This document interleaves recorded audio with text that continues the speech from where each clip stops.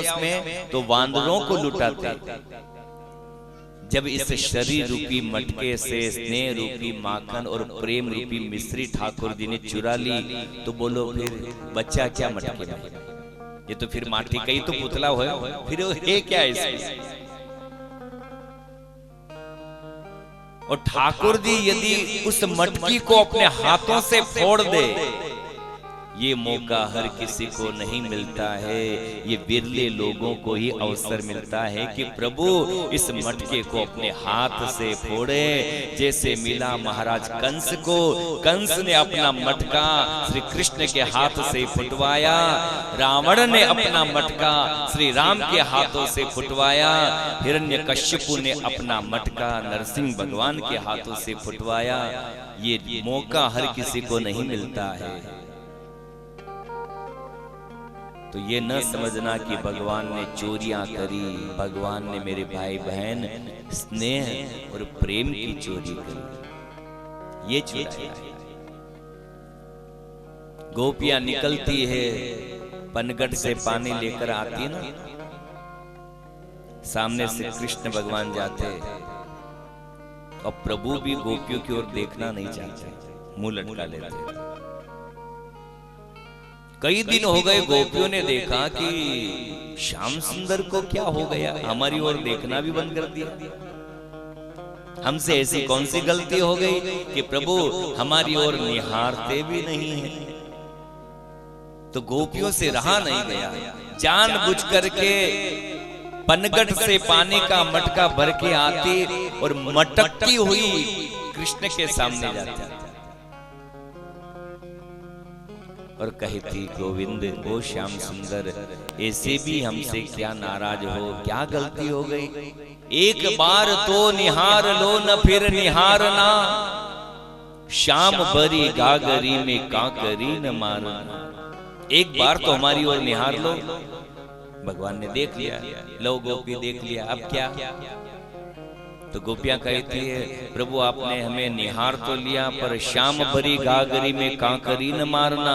पहले प्रभु गोपियों के साथ थोड़ी मस्ती करते थे, वो पानी लेके आती ना मटका भर के, तो पत्थर लेकर के उनकी घाघरिया को फोड़ देते, मटकी फोड़ देते। पर प्रभु ने कई दिनों से वो हरकत भी बंद कर दी। तो गोपियां कही थी, प्रभु ऐसा नहीं हो कि आपने देख तो लिया पर मटकी फोड़ने, वापस मटकी फोड़ दो, हमारी मटकी मत फोड़ना। पर वास्तव में गोपियों का बाह्य भाव अलग था और आंतरिक भाव अलग था। गोपियां ऊपर से हाव भाव तो ऐसे बनाती कि कन्हैया मटकी मत फोड़ना, पर हकीकत में आंतरिक भाव गोपियों का था कि श्याम सुंदर मटकी फोड़े तो ही अच्छा लगे। अंदर के मन से चाहती थी कि प्रभु मटकी फोड़े। गोपियां कहती है, हे श्याम सुंदर, आप शांत हो जाते हो तो हमें अच्छा नहीं लगता। झरना प्रपात जब पर्वत से गिरता है ना, तो ही पर्यटक उसे देखने के लिए जाते हैं। लाखों करोड़ों लोग उस झरने को देखने जाते हैं, और वही झरने का जल किसी गड्ढे में भर जाए तो कोई देखने नहीं जाता। तो हे प्रभु, आपकी चंचलता ही तो हमारे मन का हरण करती है। आप शांत चित्त बैठ जाते हो तो हमें अच्छा नहीं लगता। आप हरकत करते रहो, आपकी चंचलता ही हमें प्रिय है। अच्छा ऐसी बात है गोपी, तो फोड़े मटकी ना, अभी नहीं फोड़ना। तो गोपियों में माखन खिलाओगी? गोपियों ने कहा, वाह लाला जी, इतना जल्दी अपनी लाइन पे आ गए, बहुत खाया आपने माखन, हमारी मटकियां बहुत फोड़ी है। पर सुन लो श्याम सुंदर, अब आपको माखन तो बहुत दूर की बात है, छाछ भी पीना होगा ना। चुल्लू भर छाछ भी यदि आपको पीना होगा तो बिना नृत्य के छाछ भी नहीं मिलेगी, आपको हमारे बीच में नाचना पड़ेगा। अहिर की छोकरियां भगवान को चुल्लू पर छाछ के लिए लोभ में नचा देते। नाचो कन्हैया फिर माखन देंगे, नाचो। तो श्याम सुंदर को गोपियों के मध्य प्रेम के कारण नृत्य भी करना पड़ता। अरे माखन दूंगी रे सांवरिया, थोड़ी बंसी तो बजा, माखन दूंगी रे, अरर माखन दूंगी रे सांवरिया, थोड़ी बंसी तो बजाय, माखन दूंगी रे।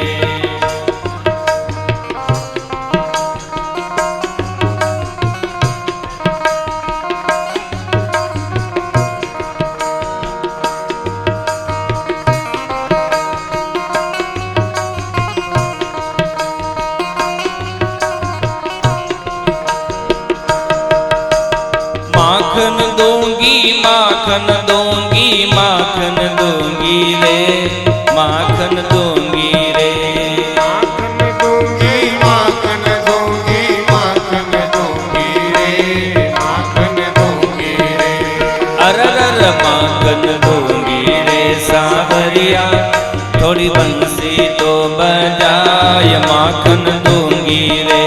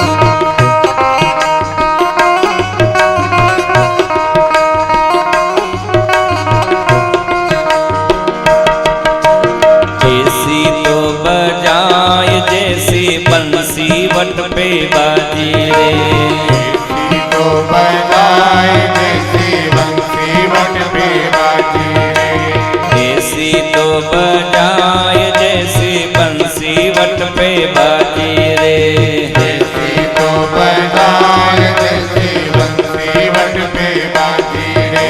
ओ चंद्र की सहेली मगन होई जाए, माखन दूंगी रे, सहेली मगन होई जाए, माखन दूंगी रे, अरर माखन दूंगी रे कन्हैया, थोड़ी बंसी तो बजाए, माखन दूंगी रे।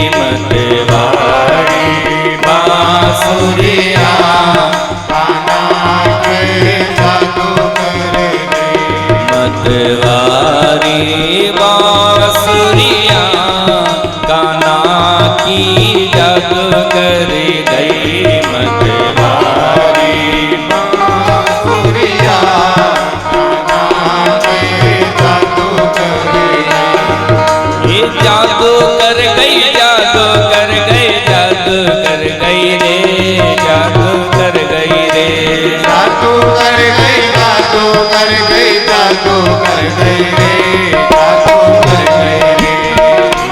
माखन घोगी रे सांवरिया थोड़ी बंसी तो बजाय माखन घोगी रे। माखन घोगी रे सांवरिया थोड़ी बंसी तो बजाय माखन घोगी रे। माखन घोगी रे कन्हैया थोड़ी बंसी तो बजाय माखन घोगी रे। माखन घोगी रे सांवरिया थोड़ी बंसी तो बजाय माखन घोगी रे। माखन घोगी रे, माखन घोगी रे, माखन घोगी रे, माखन घोगी रे, माखन घोगी रे, माखन घोगी रे। बोली माखन चोर कन्हैया की जय, नंद के लाल की जय। गोपियों को प्रभु को नचाने में बड़ा आनंद आया।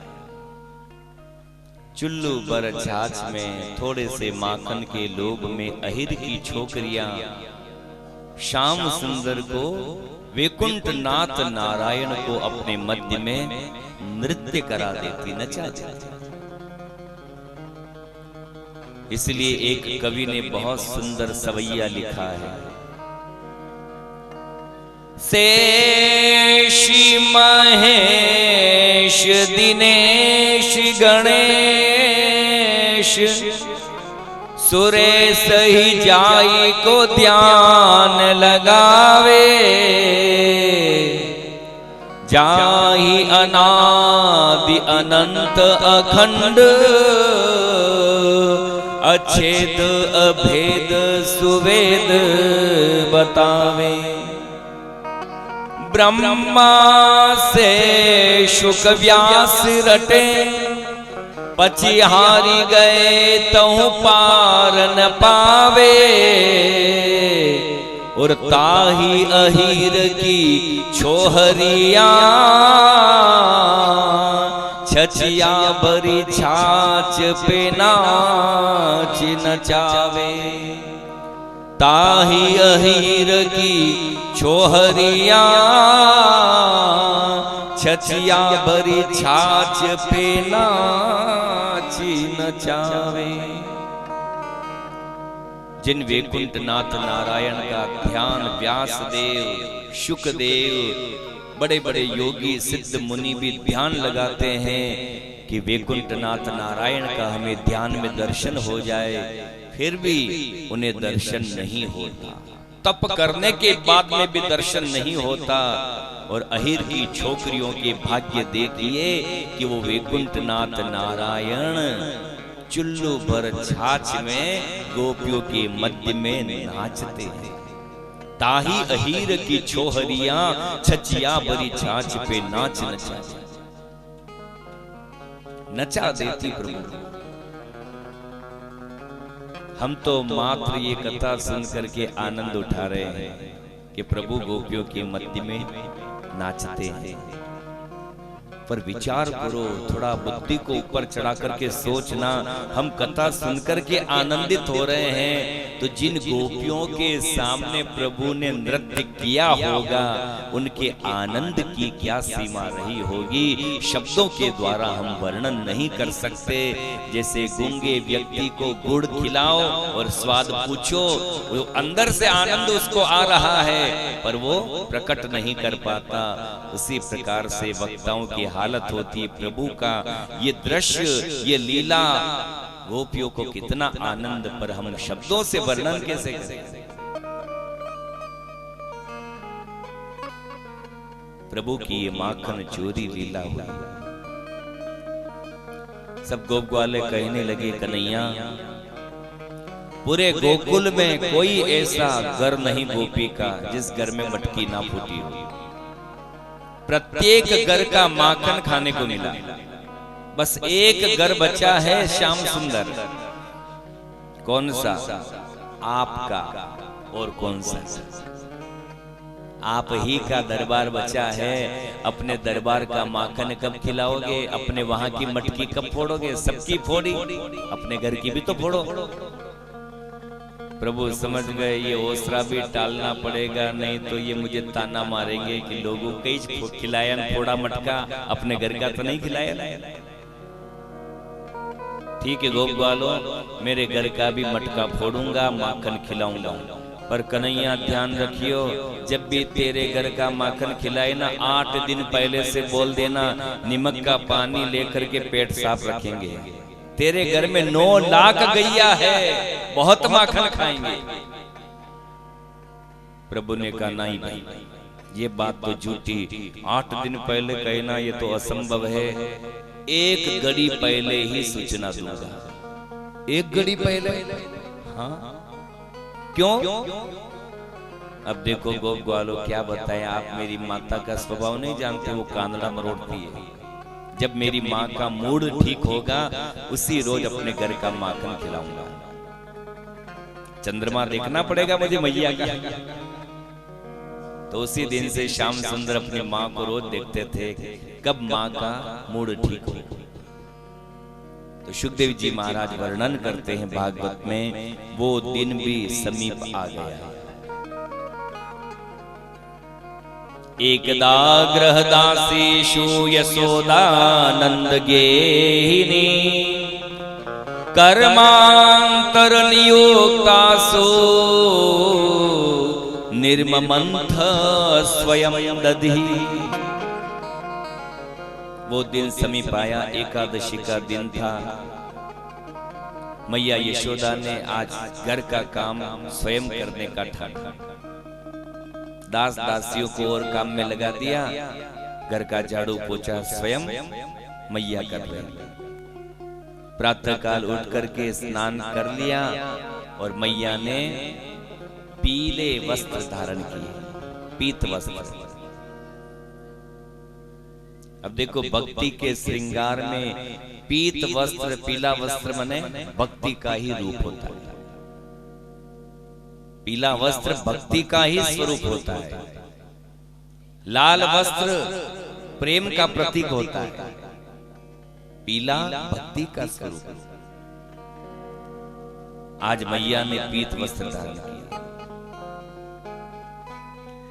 और एक बात और बतला दूं, कथा तो आप नित्य श्रवण करते ही हो, परंतु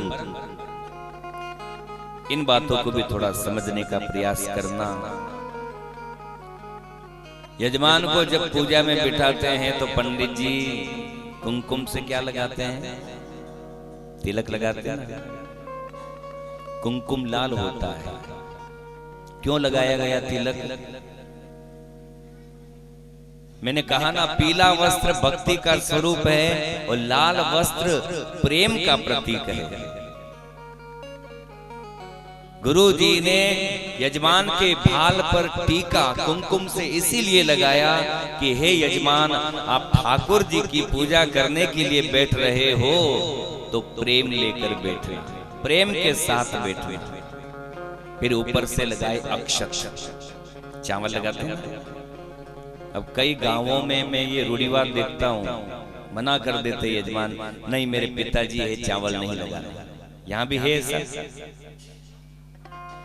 कई जगह देखता हूँ मेरे पिता है, आप चावल मत लगाओ। पर शास्त्रों में मना नहीं है, शास्त्रों में अक्षत लगाना चाहिए, चाहे छोटा बालक ही क्यों न हो। यजमान के भाल पर ब्राह्मण के हाथ से यदि अक्षत लगता है तो 4 वस्तुएं नित्य आपके घर में बढ़ेगी। अभिवादनशीलस्य नित्यं गृह्णन्ति ते नरा, चत्वारो तेषां वर्धन्ते आयुर्कीर्ति यशो बलम्। ब्राह्मण के हाथ से यजमान के भाल पर अक्षत लगे तो आयु, कीर्ति, यश और बल, ये 4 वस्तु नित्य बढ़ेगी। हाँ, ध्यान क्या रखना, क्षत का मतलब क्या होता है, शब्दार्थ को समझना। क्षत यानी टूटा हुआ, और अ आगे लग जाने से ये शब्द नकारांत हो गया। मने अक्षत मने पूरा, टूटा हुआ नहीं होना चाहिए। पूरा अक्षत यजमान के भाल पर लगाए। और अक्षत का अध्यात्म में अर्थ होता है समग्रता, संपूर्णता और एकाग्रता। अध्यात्म में अक्षत को क्या बोलते हैं? एकाग्रता, समग्रता, संपूर्णता। इसका भाव क्या हुआ? तिलक लगाया, प्रेम लेकर के ठाकुर जी की पूजा करो, ऊपर से अक्षत लगाए, इसका मतलब एकाग्र होकर के भगवान की पूजा में बैठो। और एकाग्रता कभी क्षत नहीं होना चाहिए, टूटी हुई नहीं होना चाहिए। पूरी एकाग्रता के साथ भगवान की पूजा करो। देखो, भक्ति के श्रृंगार में 16 ही श्रृंगार का आध्यात्मिक कारण है, रहस्य है। भक्ति के श्रृंगार में माथे पर बिंदिया होना, कान में कुंडल होना, नाक में नथ होना, गले में हार होना, हाथ में चूड़ी होना, पैर में पायल होना, बिछड़ी होना, एक एक श्रृंगार का आध्यात्मिक रहस्य है। 16 संस्कार होते हैं, उसी तरह से 16 श्रृंगार होते हैं। नाक में नथ काय का प्रतीक है? अध्यात्म में समझा रहा हूं। नाक में तो ये नथ पहनते हो, ये काय का प्रतीक है? लज्जा का प्रतीक, लाज। इसलिए आप देखना, अपने घर में नई बहुरानी लाते हो ना, पहली बार जब बहुरानी घर में प्रवेश करती है तो माताएं बहनें एक तंत्र करती है। क्या करती है? बहुरानी के साड़ी किया लहंगे के वो नथ लगाती है। लगाती है? लगाते हो? मैं क्या ऐसे तो नहीं बोल रहा हूं, लगाते हो? क्यों लगाई गई? पहली बार बहू हमारे घर में मंगल प्रवेश कर रही है तो माताएं बहनें ये सब परख करती थी बहुरानी की, कि बहुरानी के लहंगे पर नथ लगाई है तो कहीं ये नथ जमीन पर रगड़ती हुई लाती है या कपड़े को संभाल करके लाती है। यदि बहुरानी उस नथ को घसीटती हुई लाती तो माताएं बहनें समझ जाती कि ये बहू हमारे घर की लाज को मिट्टी में मिला देगी। और यदि संभाल करके लाती तो माताएं बहनें समझ जाती कि ये हमारे घर की लाज को बचा करके चलेगी। ये औरतों की सब परख होती थी। भक्ति के श्रृंगार में कान में कुंडल होते हैं। कान के कुंडल काहे का प्रतीक है? सेवा का प्रतीक। और वैसे तो आप घर में आड़े दिन में क्या पहनते? वो टाइट होते हैं, उनको क्या बोलते हो? टॉप्स। आप पीढ़िया गए?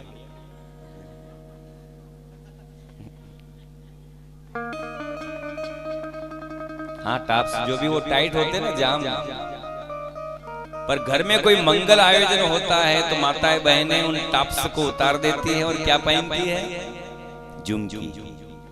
झुमकी पहनती है ना। मंगल आयोजन, शादी विवाह हो, घर में कोई मांगलिक आयोजन हो तो टॉप्स को उतार देती है और तुरंत झुमकी पहन लेती है।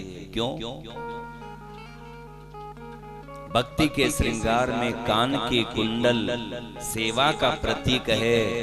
तो मेरे भाई बहन, सेवा कभी जाम नहीं होना चाहिए, टाइट नहीं होना चाहिए। सेवा तो हिलती डुलती होना चाहिए। इसलिए हमने टॉप्स उतार दिए और झुमकी धारण कर ली ताकि सेवा टाइट ना हो, जाम ना हो, हिलती डुलती रहे। और एक बात और बताऊं, चाहे सीधा पन्ना पहनो या उल्टा पहनो, कैसी भी साड़ी पहनो, एक कान का कुंडल तो आंचल में होता है और दूसरा बाहर दिखाई देता है। कैसी भी साड़ी, एक तो पर्दे में रहेगा, एक बाहर दिखाई देता है। जब भक्ति के श्रृंगार में कान के कुंडल सेवा के प्रतीक हैं तो प्रश्न उठता है कि जो पर्दे में है वो कौन सी सेवा और जो बाहर दिखाई दे रही है वो कौन सी सेवा।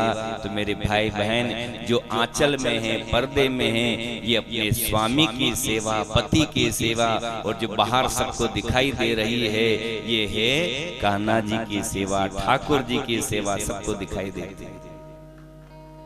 ये उसका भाव है।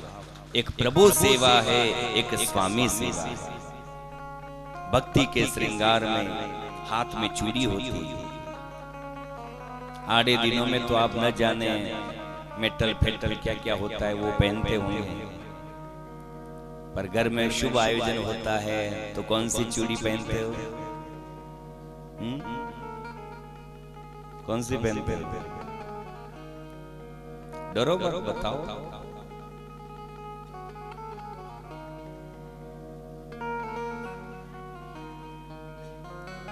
घनी महंगी पैरों ने कहो, लाख की।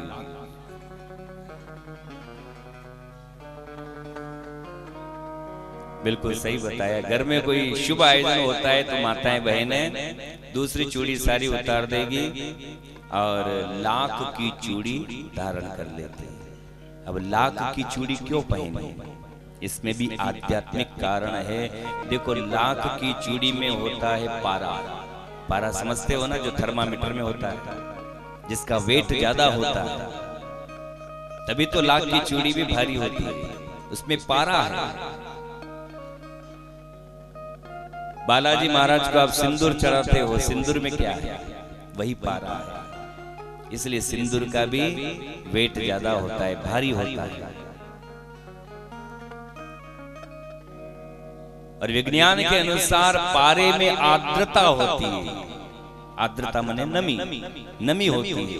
और जहां नमी होगी वहां वॉइस रिकॉर्ड होती है। पहले जो ये रीलें चलती थी ना, कैसेट्स, टेप रिकॉर्ड में लगाने वाली, जिसमें वो पतली रील होती थी, उसमें भी पारे की मात्रा होती थी, तभी तो वो आपकी वॉइस को रिकॉर्ड कर लेते। जहां नमी होगी वहां आवाज रिकॉर्ड होती है। कोई भी शुभ घर में मांगलिक आयोजन हो तो लाख की चूड़ी, विवाह के समय, फेरे के समय में भी कन्या को लाख की चूड़ी इसलिए पहनाई जाती है। 7 वचन गुरुदेव सुनाएंगे, क्या पता आप ध्यान से सुनो या न सुनो। यदि आपके हाथ में वो लाख की चूड़ी है तो वो आवाज उसमें रिकॉर्ड होगी।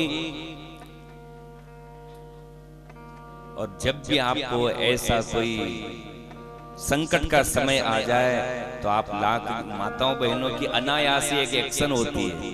कुछ भी होना तो हे राम ये क्या हो गया, हाथ अपने आप वहां जाएंगे। और जैसे हाथ वहां गए, चूड़ी के द्वारा वो संदेश आपके कानों तक पहुंच जाएगा और आप अपने आप धैर्य धारण कर लोगे कि ये तो जगत है, सब होता है, सब चलता है। लक्ष्मी बाई के कंडों से विठला विठला आवाज आ सकती है, तो लाख की चूड़ी से क्यों नहीं आवाज आ सकती है? तो ये भक्ति का श्रृंगार है मेरे भाई भाई। एक बात और बता दूं, बात चल ही रही है तो कथा तो आप जानते ही हो, पर ये बातें आपको भी पढ़ने को नहीं मिलेंगी, इसलिए बता रहा हूं। जब अपने बेटे का या बिटिया का विवाह करते हो तो गणपति पूजन के बाद में उसके हाथ में क्या बांधते हो? डोरड़ा बांधते हो ना। पहले तो ये बताओ, डोरड़े में होता क्या क्या है? एक तो राई की छोटी सी कपड़े में बंधी हुई राई की पोटली होती है, छोटी सी पोटली राई। एक होती है लोहे की छोटी सी रिंग, एक लाख की छोटी सी चूड़ी, एक होती है चांदी की गुगरी, और एक होती है फुटी कोड़ी, और एक सुपारी जैसा वो बड़ा फल होता है जिसको मेन फल बोलते हैं। सुपारी से थोड़ा बड़ा होता है मेन फल। ये साहित्य है उसमें डोरड़े में। गणपति पूजन हुआ, दुल्हा हो या दुल्हन हो, उनके हाथ में आपने डोरड़ा बांध दिया। आजकल तो ऐसा सिस्टम रहा नहीं, पर पहले के समय में दुल्हे दुल्हन को मिलने वाले अपने घर पर भोजन के लिए बुलाया करते, भोजन के लिए बुलाते थे ना दूल्हे को, क्या कहते थे उसको, बंदूरो, हाँ जो भी हो आप समझना, भोजन के लिए बुलाते थे। मान लीजिए आप भोजन करने गए और सामने वाला आपके ऊपर द्वेष करता है, जलन करता है, आपको मिटाने का प्रयास करना चाहता है और भोजन में कुछ गड़बड़ करके उसने आपको खिला दिया और आपको ये शंका हो गई कि इसने जरूर भोजन में कुछ गड़बड़ करी है, तो चिंता मत करना, हाथ में जो दोरड़ा बंधा हुआ है ना, उस दोरड़े में से सुपारी जैसा जो फल है, मेन फल, उसे तुरंत तोड़ करके चबा जाना। उसको जैसे आप खाओगे, आपने जितना भी खाया है आपकी पूरी थैली उल्टी हो करके खाली हो जाएगी, तुरंत उल्टी हो जाएगी। उस मेन फल को यदि आप चबाओगे तुरंत उल्टी होगी। मेन फल का तो ये काम हो गया ना, उसने आपकी जान की रक्षा की।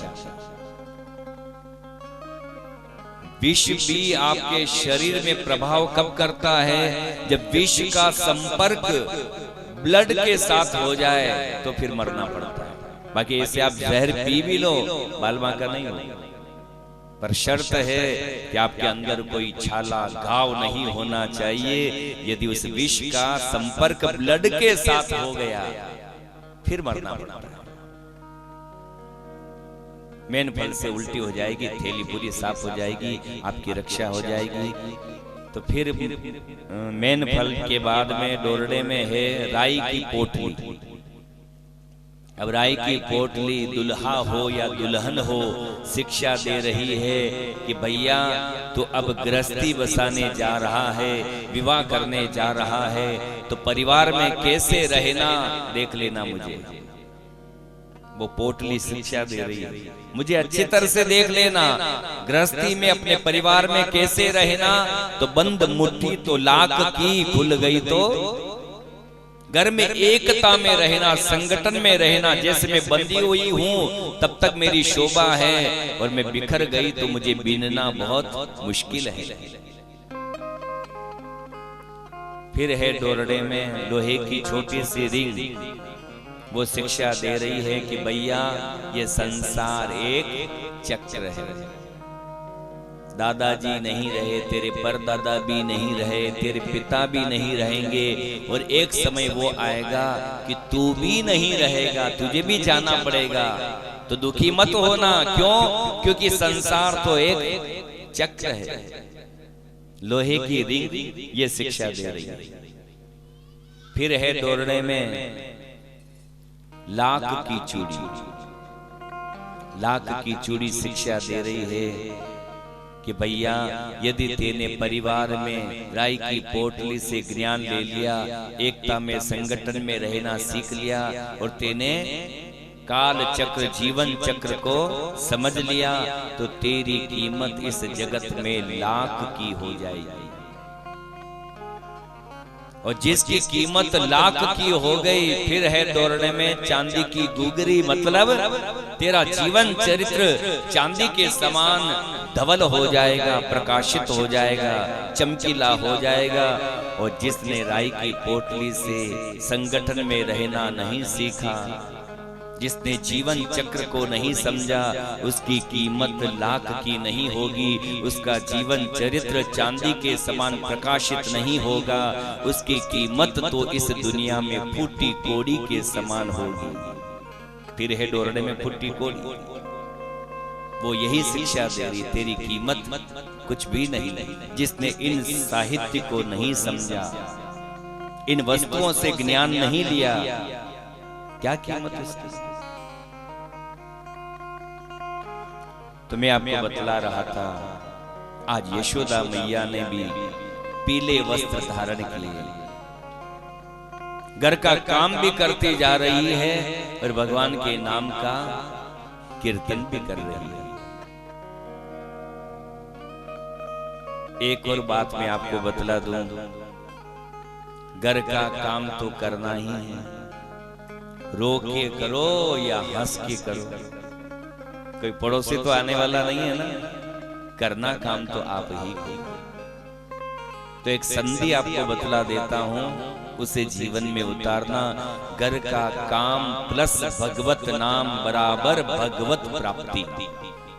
यदि आप ठाकुर जी को प्राप्त करना चाहते हो तो घर के काम के साथ साथ भगवत नाम और जोड़ लेना।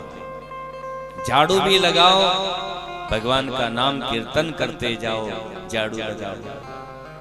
पानी भरो, प्रभु का नाम लेते जाओ। भोजन बनाओ, प्रभु का नाम कीर्तन करते जाओ।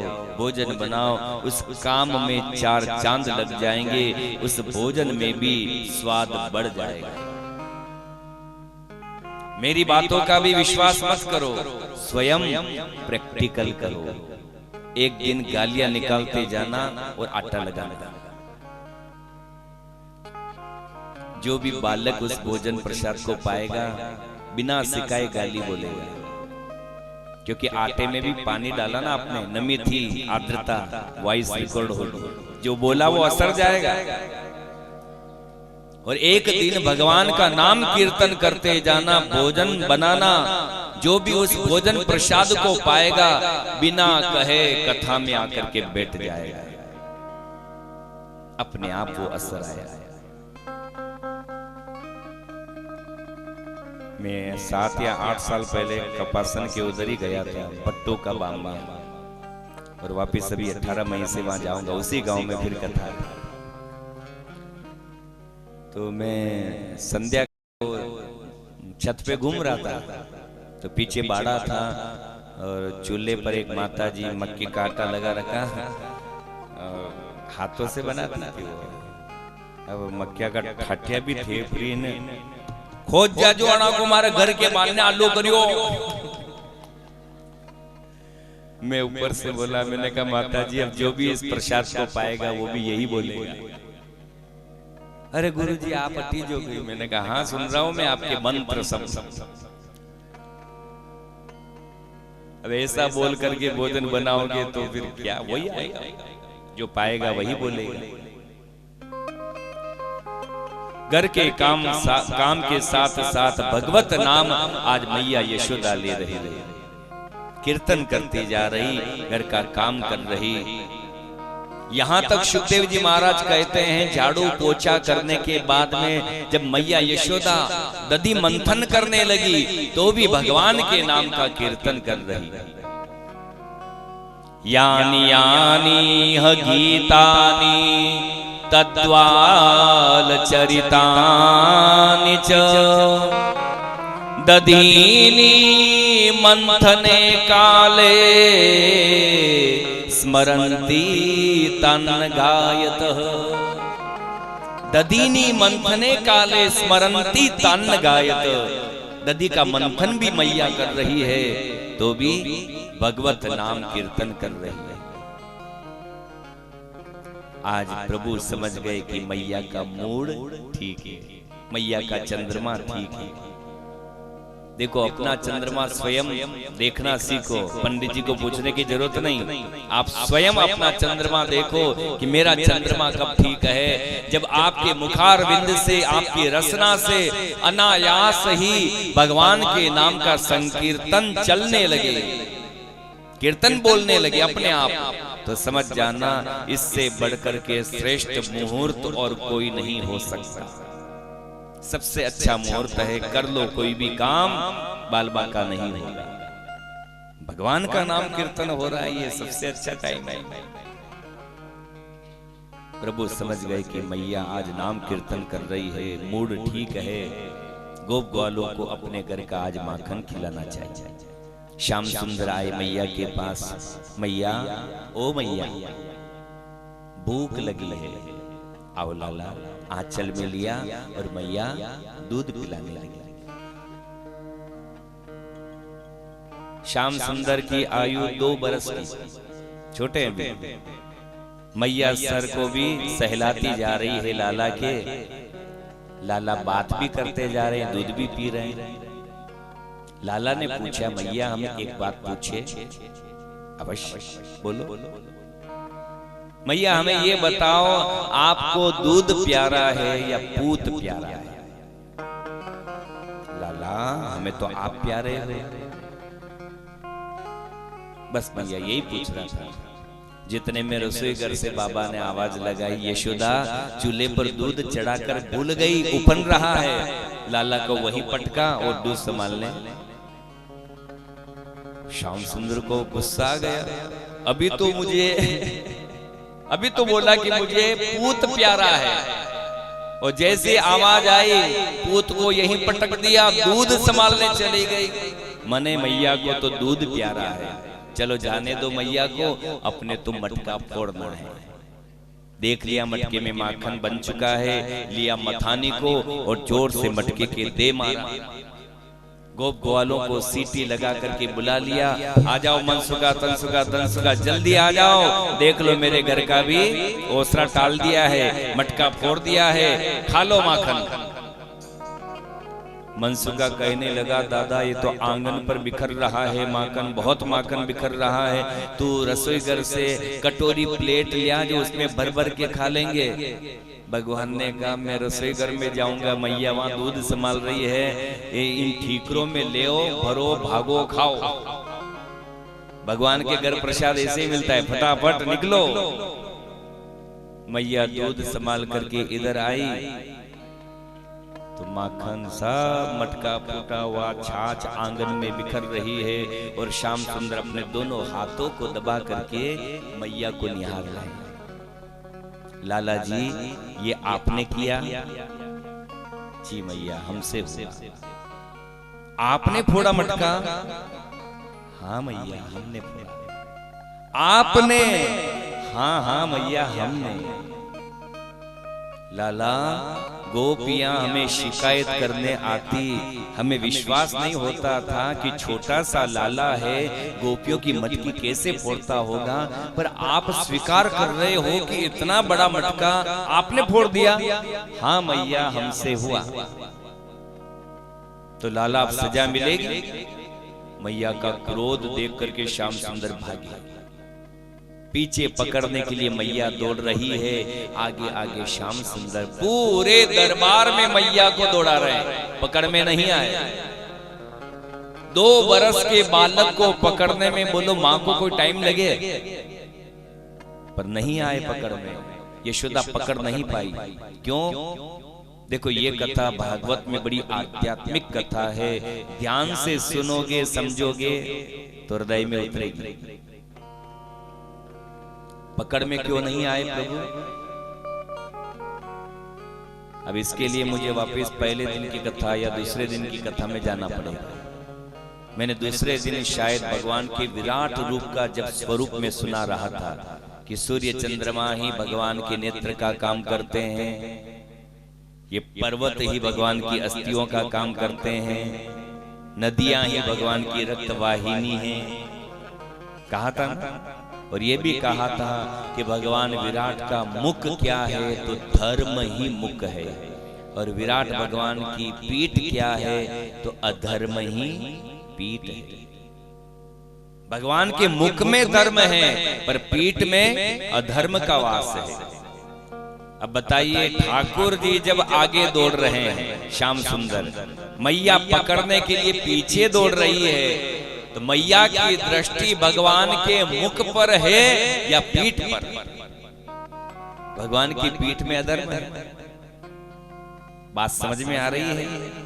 यदि ये जीव अपनी दृष्टि को अधर्म के ऊपर रखेगा और धर्म रूपी परमात्मा को पकड़ने के लिए जाएगा, तो 84 लाख योनियों में भटक जाना, ईश्वर कभी भी पकड़ में नहीं आएगा। क्यों? क्योंकि जीव की दृष्टि अधर्म के ऊपर है। दौड़ाते रहे मैया को, पकड़ नहीं पाई मैया। अब देखो, धर्म का दर्शन भी प्रभु करवा दे, सीधे पलट के खड़े हो जाए, ये प्रभु की अनुकंपा आपके ऊपर होगी, प्रभु की कृपा आपके ऊपर होगी। और वो अनुकंपा ठाकुर जी कब करेंगे? जब इस जीव को थोड़ा पसीना हो जाए, पीछे भागते भागते जब पसीना हो जाए ना, तो ही प्रभु अपनी कृपा बरसाते हैं और मुखमंडल का दर्शन करवाते हैं। यशोदा को पसीना हो गया, रोम रोम से स्वेद गिरने लगा। अब यशोदा भी कौन है, इसे भी आप समझना। आपने एक पुराना गायक मुकेश ने वो गाया गाना, और लिखने वाले गीतकार का नाम अभी स्मरण में नहीं आ रहा है मुझे।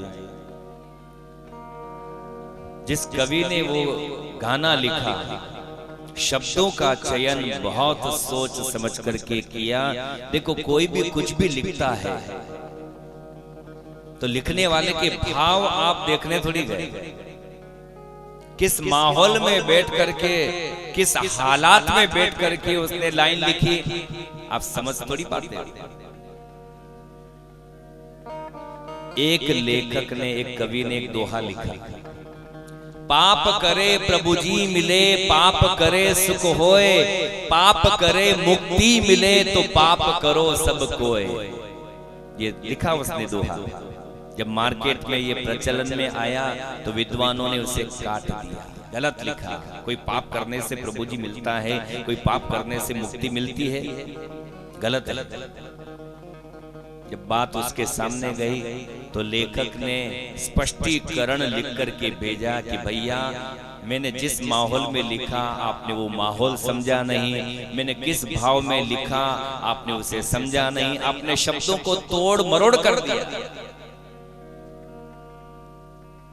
लिखने वाले का भाव और क्या माहौल था, तो वो बिहारी जी के मंदिर में बैठा था और पास में सदगुरुदेव बैठे थे, वहां बैठ करके उसने ये दोहा लिखा। तो उस लेखक ने कहा कि भैया आप पाप एक साथ क्यों पढ़ रहे हो, मैंने एक साथ थोड़ी लिखा, पा अलग है और पकरे अलग है, पर वो साथ में बोलते तो पा पकरे। पा यानी चरण, पकरे मने पकड़ना, पा पकड़े प्रभु जी मिले। लेखक के कहने का भाव था जो सदगुरु के चरणों को पकड़ता है उसे प्रभु जी प्राप्त होते हैं। पा पकड़े सुख होए, जो प्रभु जी के चरण को पकड़ता है उसे सुख मिलता है। और पा पकड़े मुक्ति मिले, जो दोनों के चरणों को पकड़ता है उसे मुक्ति प्राप्त हो जाती है। तो पा पकड़ो सब कोई, तो क्यों नहीं समझने संत और भगवंत के चरण को पकड़ो। ये भाव उसके लिखने का था। पर क्या करे मेरे भाई बहन, लोगों की दृष्टि ही अवगुणों पर पहले जाती है, सद्गुणों को कोई देखना नहीं चाहता। ये गलती हम लोगों में है। अच्छाई कोई नहीं देखेगा, बुराई का गुणगान किया जाएगा। अरे भाई हमें क्या लेना है देना उसकी बुराई से, आप तो अच्छाई को ग्रहण करो, जो उसके अंदर अच्छे गुण हैं उन गुणों को स्वीकार करो। परमहंस तो वही होता है जो अवगुणों में से भी गुण को छांट लेता है, जो बुराई से भी अच्छाई को छांट लेता है। परमहंस कहलाने का अधिकारी वही होता है। मैं तो कई बार फिल्मी गाने भी सुनता हूं तो अच्छे लगते हैं, लिखने वाले ने क्या पता किस भाव से लिखा, अरे उसके अर्थ को आप अपने अनुरूप लगा लो ना। बहुत प्यार करते हैं तुम्हीं को सनम,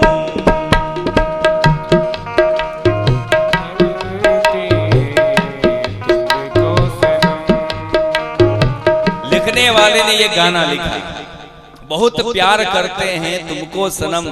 क्या बुराई है, आपको शब्दों को अपने अनुरूप जमाना है, किसी का विरोध नहीं करना, शत्रुता नहीं करना, आप अपने अनुरूप उस अर्थ को बना लो। बहुत प्यार करते हैं तुमको सनम, हमारा सनम कौन है, तो हमारे ठाकुर जी हमारे सनम हैं, और हम हमारे ठाकुर जी को बहुत प्रेम करते हैं, बहुत प्यार करते हैं। क्या बुराई है। ये गाना भी मुझे अच्छा लगता था। और एक और शाहरुख खान की पिक्चर है, पता नहीं किसकी है, तुझ में रब दिखता है, बस आपको आता है। अब क्या बुराई है तुझ में रब दिखे, तुझ में रब दिखे। सब में ठाकुर जी दिखाई देता है, उस अर्थ को आप अपने अनुरूप क्यों नहीं बना लेते हो, उसका विरोध क्यों करते हो? शास्त्रों ने भी कहा है आत्मवत सर्वभूतेषु, सभी आत्मा में परमात्मा को निहारो। और वही बात वो गाने में बोल रहा है, तुझ में रब दिखता है।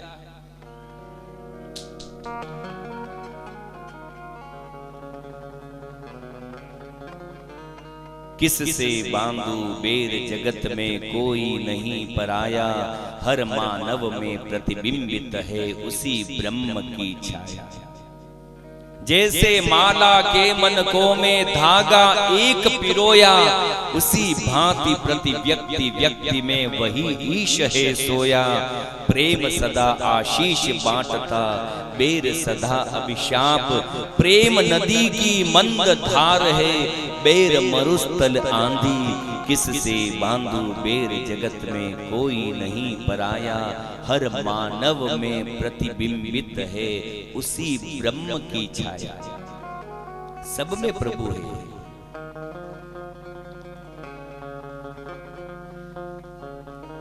तो मैं आपको बतला रहा था कि हम लोगों की दृष्टि ही अवगुणों पर जाती है, गुण कोई देखता नहीं।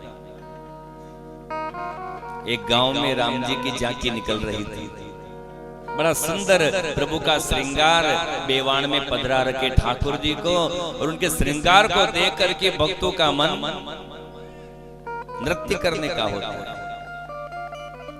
तो पूरे गांव के देखने के लिए प्रभु का श्रृंगार देखो, झांकी देखो, देखने गए।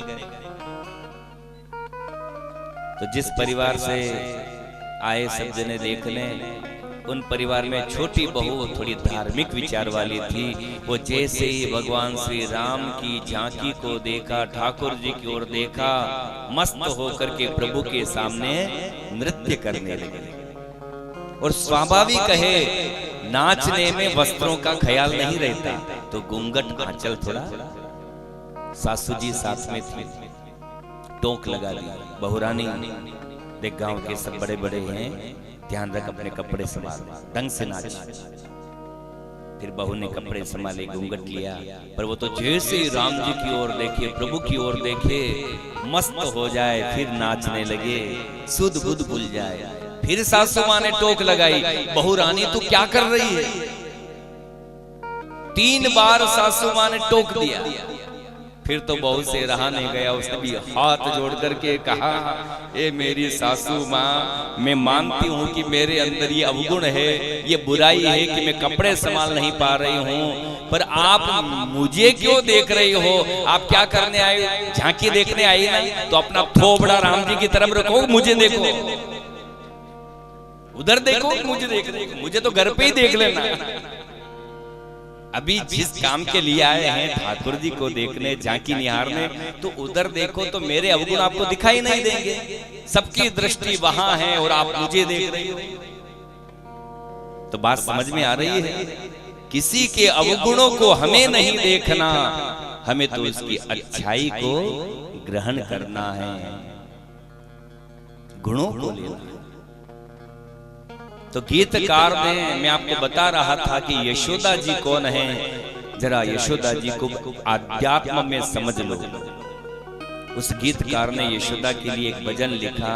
उस भजन में वो गीतकार चाहता तो यशोदा जी को रानी शब्द भी लिख सकता था, पर यशोदा जी को क्या लिखा उसने? मती। यशुमती मैया से बोले नंदलाला, राधा क्यों गोरी में क्यों काला। क्या लिखा उसमें? यशुमती मैया से। बात समझ में आ रही है? यशोदा कौन है? मती। मती मने बुद्धि। और जब तक इस बुद्धि को ठाकुर जी के पीछे दौड़ते दौड़ते पसीना पसीना नहीं होगा, तब तक ठाकुर जी अपने मुख रूपी धर्म का दर्शन नहीं करवाएंगे, इस जीव के ऊपर अनुकंपा नहीं करेंगे। आज मती को पसीना हो गया, श्याम सुंदर को दया आई कि मती पसीने में लथपथ हो गई है, बुद्धि मेरे पीछे दौड़ती दौड़ती पसीने में हो गई, अब कृपा कर दूं।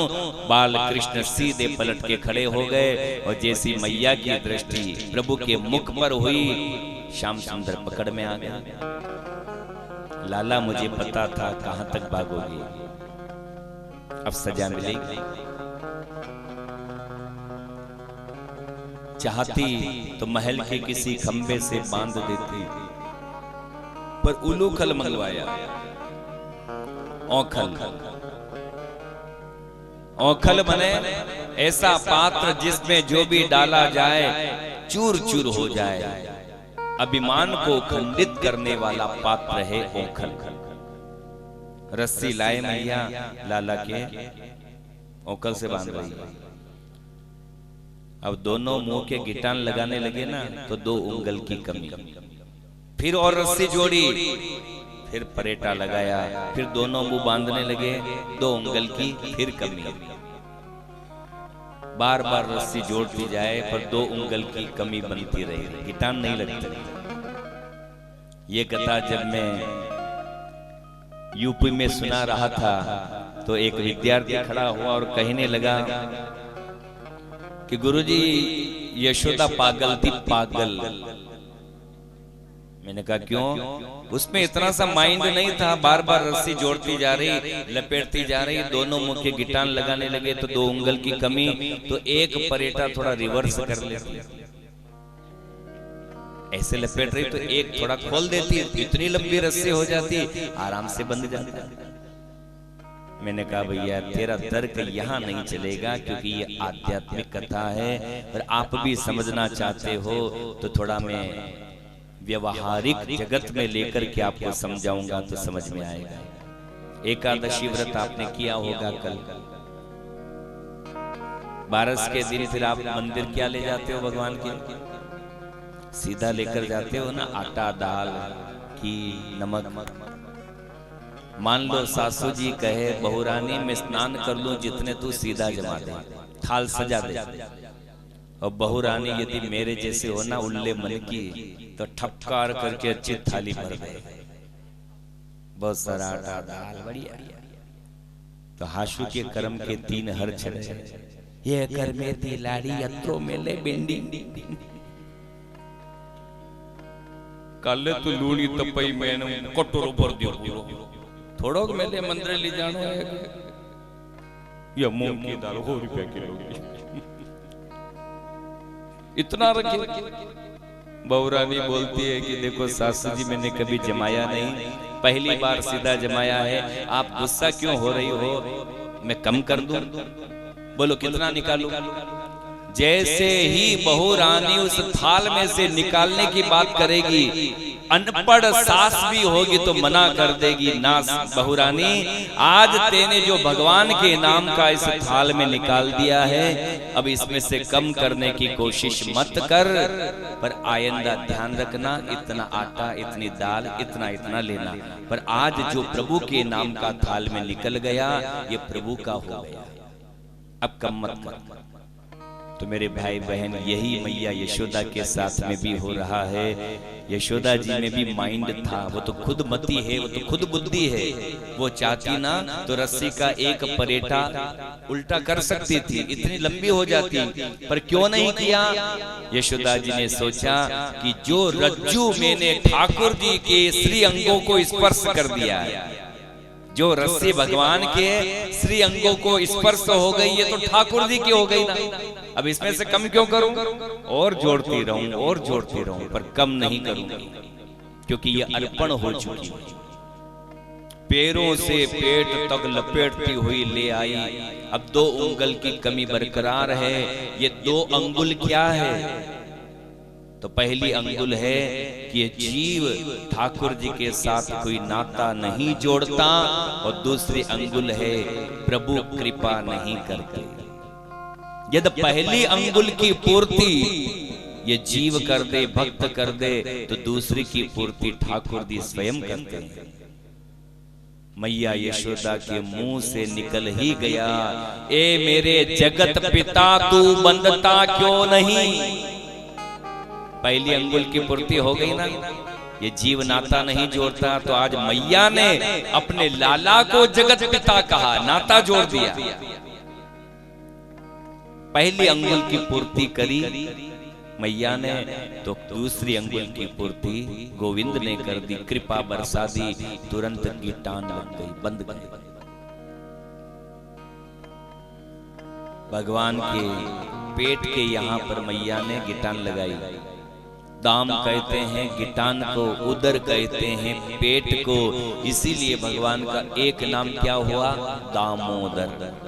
उदर यानी पेट, दाम यानी गिटान, दामोदर नाम हुआ। प्रभु ने विचार किया, आज मेरी मैया ने मुझे जगत पिता कहा है, नाता जोड़ा है, यदि मेरी माँ मेरे पास बैठेगी तो ऐसा ज्ञान सुनाऊंगा, ऐसा ज्ञान सुनाऊंगा कि बार बार जन्म लेने की आवश्यकता नहीं पड़ेगी। पर होता क्या है, मैया के मन में आया, लाला को तो सजा दे दी, अब जो भी माखन हाथे पल्ले लगे अवेरू।